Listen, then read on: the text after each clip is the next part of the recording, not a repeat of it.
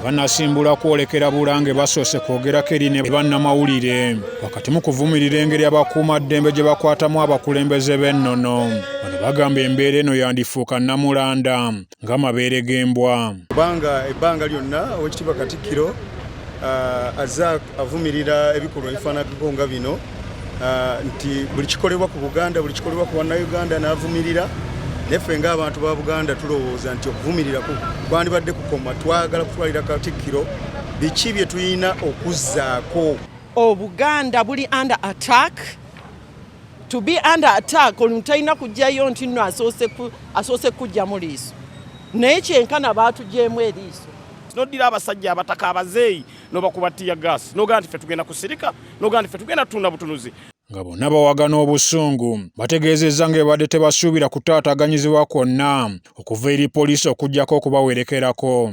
Kyokka poliisi tebaganyizza kusukka bitundu by'e Wandegeya we bakubyemu omukka ogubalagala. Mutunye bannange kigenda maaso, kino ekikoleddwa ku bataka kiba kitegeeza basensera bayingira. Bannange tuzuukuke bannange. Obwakabaka tebamutyobola bwe batyo era tetukkiriza kye bakoze kikyamu. Batiya gaasi bakungu bebika n'Abaganda ekyo tukivumirira era tujja kubeera nga tulwanirira Buganda. Ate olwayo kyatutumisa Abaganda tuli Kiganda. Abaganda ekikwata ku w'embogo n'owente kimuvunaanako. Bano babadde beeyawuddemu ebiwayi ebibiri ng'ekimu kikulembeddwa mmeeya wa Kawempe Emmanuel Sserunjogi basimbudde ku ggombolola y'e Kawempe kyokka poliisi basaliddeko Wandegeya kumpi n'enkulungo y'okubbiri e Mulago. Tutwala kiwandiiko kyaffe wasa owa Katikkiro poliisi etwala. Ate ekiwayi ekyokubiri nga kikulembeddwamu Nabira Naggayi Sempala ne Muhammad Segirinya bayise ku luguudo lwa Saapolo Kaggwa kyokka nga balingiza ebitala by'e Makerere poliisi n'ebazingako.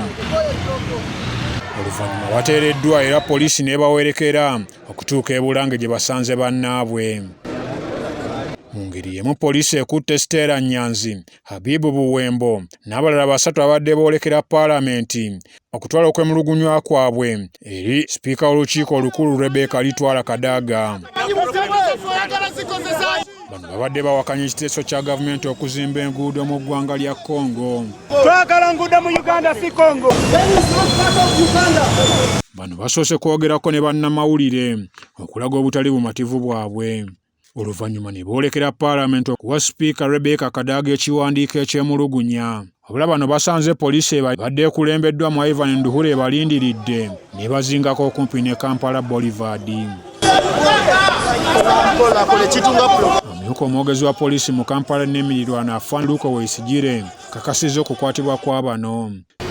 Naye nga bwe mukimanyi nti embeera gye tulimu etangira procession zonna era kino kyekiviiriddemu okuba nti nno Stella Nyanzi, Habibu Buwembo, Kasi Mbira Paulo, Kaija Aaron ne Barije Bob bakwatiddwa poliisi yaffe wano ku CPS. Nze Ivan Juko ne Deborah Namamonde wano mu Kampala.